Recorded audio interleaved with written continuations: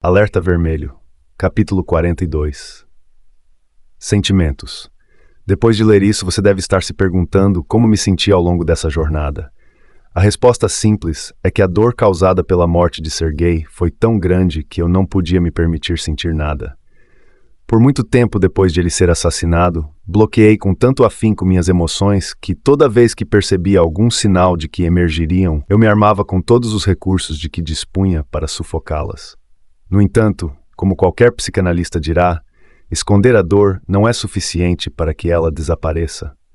Cedo ou tarde, os sentimentos acham uma brecha para vir à tona, e quanto mais forem reprimidos, com mais violência explodirão. No meu caso, a barragem se rompeu em outubro de 2010, quase um ano após a morte de Sergei. Eu estava ajudando 2 documentaristas holandeses a entrar em contato com pessoas que passaram pela vida de Sergei. Eles entrevistaram cada um de nós e pretendiam estrear o filme perante os parlamentos de 8 países em 16 de novembro, primeiro aniversário do assassinato de Sergei. Conforme a data de lançamento se aproximava, comecei a temer que o filme não ficaria bom o suficiente para ser exibido diante de formuladores de políticas tão importantes. Imaginei que, por ter sido produzido às pressas, não teria boa qualidade, o que poderia trazer mais danos que benefícios. Percebendo meu nervosismo e tentando atenuar meus temores, os produtores me convidaram para ir à Holanda assistir ao primeiro corte do filme. Viajei com Vadim para Oosterbeek, uma cidadezinha a 1 hora a sudeste de Amsterdã, onde morava Hans Hermans, um dos diretores. Antes de nos mostrar o filme, ele serviu em sua pequena cozinha um almoço tradicional holandês de queijo edam e arenque salgado. Depois de comer, ele nos conduziu à sala, onde nos sentamos em almofadões no chão enquanto o coprodutor, Martin Matt, colocava o filme. Não foi fácil assistir ao documentário, intitulado Justice for Sergei. Embora não revelasse nada que eu já não soubesse, tinha o mérito de contar a história de Sergei sob uma ótica inteiramente nova. Além dos horrores do seu martírio, estavam lá fatos do seu dia a dia antes de ser preso, sua dedicação aos filhos, seu amor pela literatura, por Mozart e Beethoven. Para mim, foi mais difícil encarar esses detalhes do que as partes sobre sua detenção. O filme tem um final doloroso, com uma tia de Sergei, Tatiana, contando a história de uma visita recente ao túmulo de seu sobrinho. Depois de sair do cemitério, ela passou por uma idosa vendendo centáureas na estação do metrô. Ela estava muito triste, descrevia Tatiana. Eu passei por ela, mas depois voltei para comprar algumas flores, porque eu sabia que é isso que Sergei teria feito. Toda vez que ele passava com a mãe em frente a uma senhora vendendo sacolas plásticas, ele parava e comprava uma. Quando a mulher perguntava qual ele gostaria de levar, ele respondia: a que ninguém quer comprar. Essas palavras estão entre as últimas ditas no filme, mas não são a mensagem final. Para enfatizar e realmente demarcar a que veio o filme, na sequência seguinte, diferentes imagens vão surgindo e se fundindo lentamente ao som cada vez mais alto de uma peça para violão e clarineta. São cenas de velhos filmes caseiros, mostrando Sergei em uma reunião de família no verão, erguendo uma taça para um brinde, Sergei observando uma cachoeira numa viagem de férias, em pé à porta do prédio em que morava, se divertindo com convidados em um jantar, comendo com seu melhor amigo ao ar livre, fazendo piada, brincando, apontando para a câmera. Sergei estava lá, vivo como nunca mais estaria, exceto no coração e nos pensamentos daqueles que o amavam. Que ainda o amam. Até aquele momento eu havia reprimido tudo, morrendo de medo do que aconteceria se eu me permitisse deixar os sentimentos represados virem à tona. Agora, naquela sala de Oosterbeek, abaixei a guarda e as lágrimas jorraram como nunca antes ou depois. Chorei, chorei, chorei e não conseguia parar de chorar. Foi horrível. Mas também foi bom finalmente sentir a dor. Hans, Martin e Vadim permaneceram calados ao meu lado, também tentando segurar as lágrimas, sem saber direito o que fazer. Até que finalmente me recompus e sequei os olhos. "Podemos assistir de novo?" perguntei baixinho. "Claro", Hans assentiu. Assistimos ao filme mais uma vez e eu chorei mais um pouco. Foi assim que a dor começou a passar. Dizem que o luto tem 5 estágios. Reconhecer a dor é o mais importante. Pode ser verdade. Mas é muito mais difícil se recuperar do trauma por um assassinato quando se sabe que seus autores seguem soltos e aproveitando descaradamente os frutos de seus crimes. O que me trouxe algum consolo foi a busca incansável por justiça. Cada resolução parlamentar, cada matéria na imprensa, cada congelamento de bens, cada nova investigação criminal me dá uma pequena dose de alívio. Também me traz um pouco de paz ver que a saga de Sergei mudou a vida de muitas pessoas. Diferente de outras atrocidades cometidas na Rússia, o assassinato de Sergei atravessou e abalou a casca de cinismo dos russos de maneiras antes inimagináveis. Agora, agentes penitenciários na Rússia têm medo de serem violentos demais e acabarem responsabilizados por uma morte como a de Magnitsky. Hoje em dia, vítimas de abusos de direitos humanos na Rússia sentem que podem recorrer à justiça, apresentar suas próprias listas Magnitsky e conseguir que agentes públicos envolvidos sejam responsabilizados. Agora a Rússia se vê forçada a encarar os horríveis maus-tratos impostos a órfãos, assunto antes apagado da consciência nacional.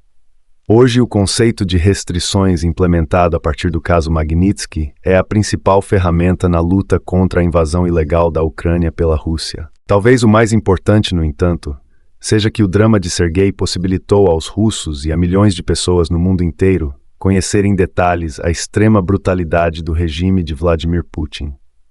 Essa história também mudou algumas coisas fora da Rússia. Autoridades russas têm me perseguido de maneira tão desavergonhada que perderam credibilidade junto a várias instituições internacionais. Em medida muito incomum, o governo voltou a pedir à Interpol a emissão de um alerta vermelho contra mim. Pela segunda vez, o pedido foi negado. Devido aos abusos cometidos no meu caso, pedidos de emissão de alertas vermelhos feitos por autoridades russas não são mais aceitos automaticamente pela Interpol. Os russos também tiveram um fracasso retumbante no fronte judicial. A sentença proferida pelo Tribunal da Grã-Bretanha no processo por difamação movido contra mim pelo Major Pavel Karpov foi sem precedentes. O juiz rechaçou terminantemente a ação e criou um marco na história jurídica da Inglaterra ao estabelecer jurisprudência que impediria no futuro o uso indevido de ações por difamação como a de Karpov em tribunais britânicos para silenciar críticos de regimes autoritários. No entanto, por mais importantes que sejam esses desdobramentos, muitas vezes é difícil para meus amigos entenderem por que continuo nessa luta. Num sábado do verão de 2012, meu velho amigo Jean Karoubi foi à nossa casa fazer uma visita. Tivemos uma noite agradável em que conversamos sobre as novidades nos negócios e de nossas famílias durante o jantar. E enquanto eu preparava o chá na cozinha, ele se aproximou e perguntou se poderíamos ter uma conversa em particular. Levei-o para a sala e fechei a porta. Ele então se sentou e disse: "Somos amigos há muito tempo, Bill. Estou muito preocupado. Você tem uma família linda e é um empresário de sucesso, mas nada vai trazer Sergei de volta. Por que você não dá um basta nessa campanha antes que alguma coisa de ruim lhe aconteça?" Não era a primeira vez que tinha uma conversa assim. E é óbvio, estou consciente das possíveis consequências do que estou fazendo. Nada me perturba mais do que a possibilidade de meus filhos crescerem sem o pai. Esse pensamento me assombra o tempo todo. Sempre que vou à escola de balé deles ou brincamos juntos no parque, me pergunto quantas vezes mais poderei fazer isso antes que tudo termine tragicamente.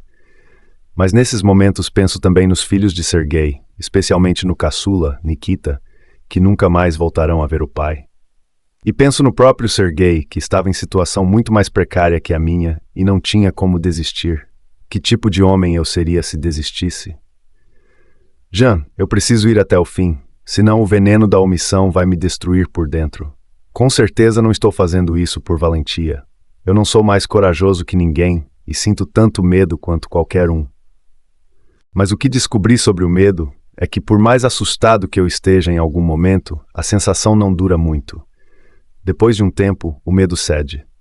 Qualquer um que vive em zona de guerra ou tem um emprego perigoso confirmará: o corpo não tem capacidade de sentir medo por longos períodos. Quanto mais incidentes você enfrenta, mais acostumado você fica. Não devo negar que há um risco real de um dia eu ser morto a mando de Putin ou de membros de seu regime.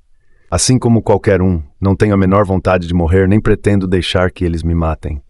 Não posso detalhar a maioria das precauções que tomo, mas mencionarei uma: este livro. Se eu for morto, você saberá quem me matou. Quando meus inimigos lerem esse livro, eles saberão que você sabe.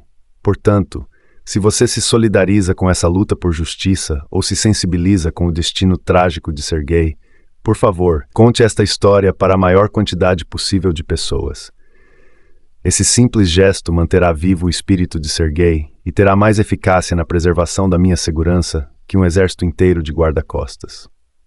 A última pergunta que todo mundo me faz é sobre como me sinto em relação às perdas que tive nessa luta por justiça. Perdi o negócio que construíra com grande sacrifício.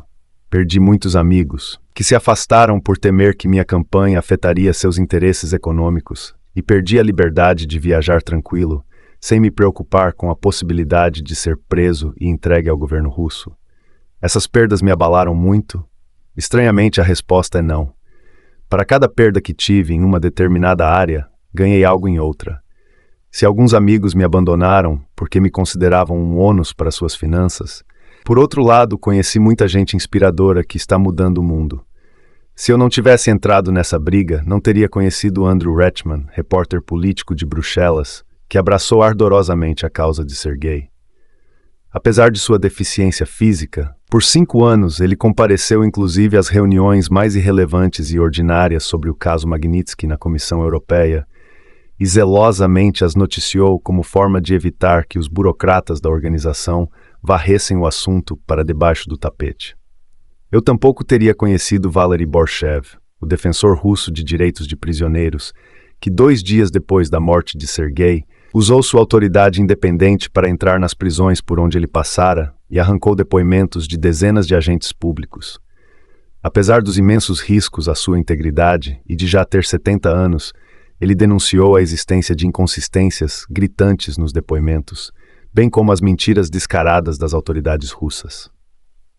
Eu nunca teria conhecido Lyudmila Alexeeva, a ativista de direitos humanos russa de 86 anos, que foi a primeira pessoa a acusar publicamente policiais russos pelo assassinato de Sergei. Ela apoiou a mãe de Sergei, entrou com queixas-crime e, mesmo quando as denúncias eram ignoradas, não desistiu. Nessa missão, conheci centenas de outras pessoas que me levaram a um senso de humanidade inteiramente novo, uma perspectiva que eu jamais conheceria se minha vida tivesse se limitado a Wall Street. Se você me perguntasse, quando eu estudava na Stanford Business School, se eu toparia me tornar um ativista pelos direitos humanos, em vez de seguir carreira como gestor de fundos, eu lhe diria que você estava louco. Mas aqui estou agora, 25 anos depois. Foi exatamente isso que fiz. Sim, eu poderia voltar à vida que tinha antes, mas, agora que conheci esse novo mundo, não me imagino fazendo outra coisa. Não há nada de errado em construir uma carreira no mundo dos negócios, mas tenho a sensação de que seria como uma vida em preto e branco. Sem que eu esperasse por isso, hoje vivo uma vida cheia de cores, mais rica, mais completa e mais gratificante. Contudo, isso não quer dizer que eu não tenha profundos remorsos. O mais óbvio de todos, é claro, envolve o fato de Sergei não estar mais entre nós. Se você tivesse a oportunidade de fazer tudo de novo, eu não teria ido para a Rússia, para começo de conversa. Sem pestanejar, eu teria trocado todo o sucesso que tive nos negócios pela vida de Sergei. Hoje entendo como fui incrivelmente ingênuo ao acreditar que, como estrangeiro, eu estaria de alguma forma imune à barbárie do sistema russo. Eu não morri, mas alguém morreu por minha causa e minhas ações, e não há nada que eu possa fazer para trazê-lo de volta.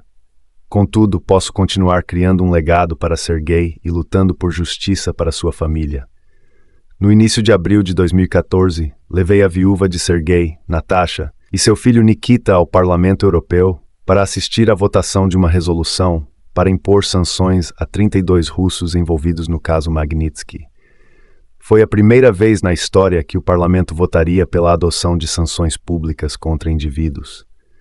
Um ano antes, eu havia trazido a família Magnitsky para morar em um tranquilo subúrbio de Londres, onde Nikita poderia estudar em uma prestigiosa escola particular, e Natasha poderia sair tranquilamente sem ficar olhando em volta sobressaltada. Pela primeira vez desde a morte de Sergei, eles se sentiram seguros. Imaginei que, na batalha para vencer a dor, seria um alento para eles que 700 parlamentares europeus de 28 países diferentes tenham condenado as pessoas que mataram Sergei. Na tarde de 1 de abril de 2014, tomamos o trem Eurostar em Londres com destino a Bruxelas. Quando terminávamos de cruzar o túnel sob o Canal da Mancha, em Calais, recebi uma ligação urgente de um funcionário do Parlamento Europeu. Bill, o presidente do Parlamento, acabou de receber uma carta de um importante escritório de advocacia americano representando algumas das pessoas que são alvos das sanções. Elas estão ameaçando mover uma ação judicial se a votação não for cancelada. Eles alegam que o parlamento está violando os direitos desses russos. O quê? Esses caras são os violadores de direitos.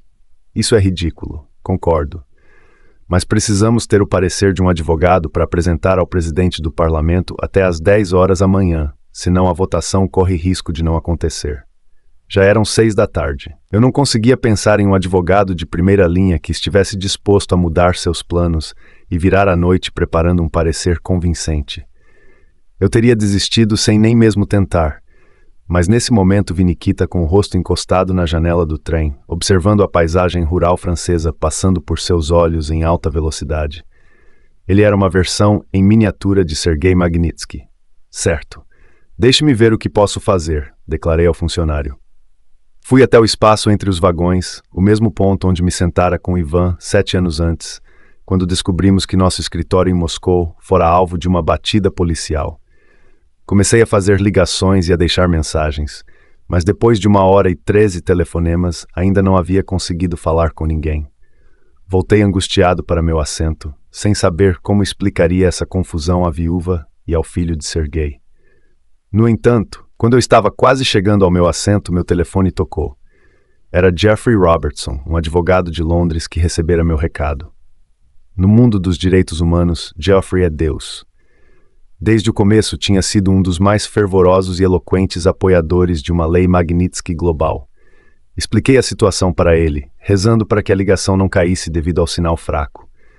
Felizmente isso não aconteceu, e no fim ele perguntou: "Para quando você precisa do parecer?" Eu sabia que ele esperava que eu dissesse algo como 2 semanas, mais ou menos.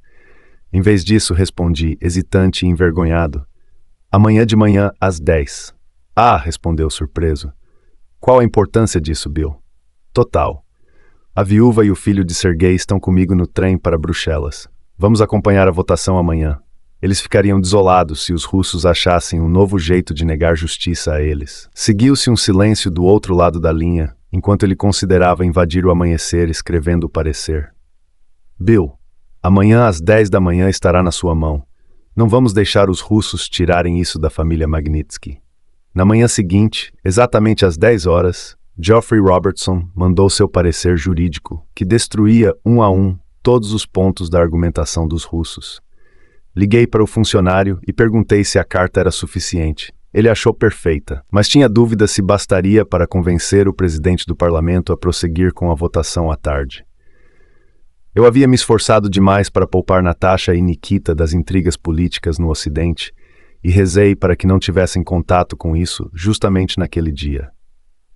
Às 4 da tarde, encontrei Natasha e Nikita na entrada do parlamento e subi com eles até a galeria do plenário.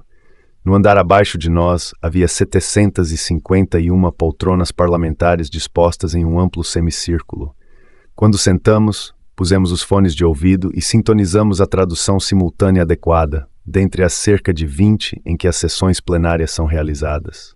Às 16h30, Kristina Ojuland, a parlamentar da Estônia que propôs a resolução, apareceu de repente na galeria.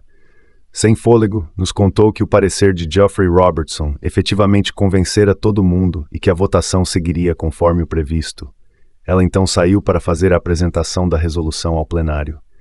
De onde estávamos, podíamos vê-la em seu vestido lilás, em meio ao alvoroço dos parlamentares lá embaixo. Finalmente, Kristina se levantou e começou seu discurso.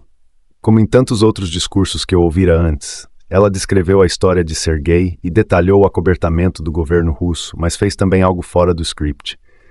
Apontando para nós, ela disse: "Senhor presidente, estão conosco aqui hoje, na galeria dos visitantes, a esposa de Sergei Magnitsky, seu filho e seu ex-patrão, o Sr. Bill Browder. Tenho prazer em dar as boas-vindas aos nossos convidados." Nesse momento, de maneira absolutamente inesperada, os cerca de 700 parlamentares se levantaram, olharam para nós e irromperam em aplausos. Não era um aplauso protocolar, polido, mas um aplauso genuíno, estrondoso, que durou quase 1 minuto. Quase engasguei de emoção e me arrepiei ao ver lágrimas brotarem nos olhos de Natasha. A resolução foi aprovada com tranquilidade, sem nenhuma objeção no parlamento. Nenhuma. No início deste livro, descrevi minha sensação ao investir em ações de uma empresa polonesa que se valorizaram 10 vezes como a melhor coisa que tinha acontecido na minha carreira. Hoje sei que meu sentimento naquela galeria em Bruxelas, na companhia da viúva e do filho de Sergei, enquanto observávamos a mais importante instância legisladora da Europa reconhecer e condenar as injustiças sofridas por Sergei e sua família, foi muito melhor, muitas ordens de magnitude acima, que qualquer ganho financeiro que tive na vida. Se descobrir na Bolsa de Valores uma ação que se valorizou 10 vezes era um ponto alto na minha vida anterior, não há emoção mais plena que conseguir que se faça alguma justiça em um mundo absurdamente injusto.